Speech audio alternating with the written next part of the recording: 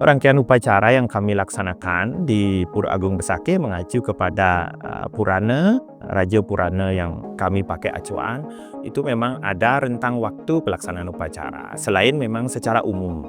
Secara umum di Bali disebut nganut sasih, artinya sesuai bulan. Ada purnama, ada tilam, ada juga yang menganut sistem pawuku.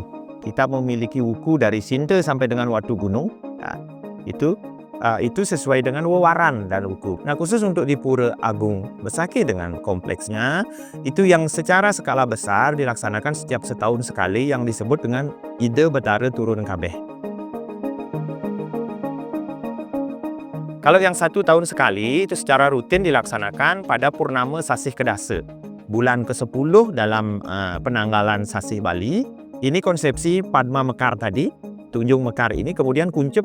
Jadi seluruh manifestasi Tuhan, manifestasi ide Sang Hyang Widi itu dalam konsepsi pencipta, pemelihara, dan pelebur, dan semua komponen itu tedun semuanya, turun ke Pesamuan Agung yang ada di belakang Padma 3. Sehingga konsep ini disebut dengan Ida Betara Turun Kabeh. Kabeh itu kan semua, jadi seluruhnya turun ke Penataran Agung. Sehingga bunga Padma yang dari mekar ini kemudian kuncup ke Intisari.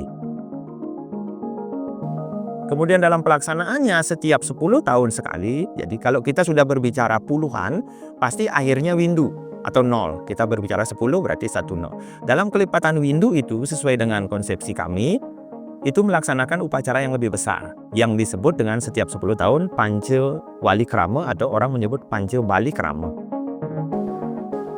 Jadi rangkaian upacaranya lebih besar. Besar kecilnya upacara ini disesuaikan dengan pelaksanaan taur yang dilaksanakan. Jadi apabila komponen pembentuk upacara kami itu terdiri dari hulu atau kepala, kemudian badan atau angga, dan suku atau kaki. Semakin besar kaki yang diwujudkan, maka badannya harus besar dan kepalanya juga harus besar. Demikian juga sebaliknya.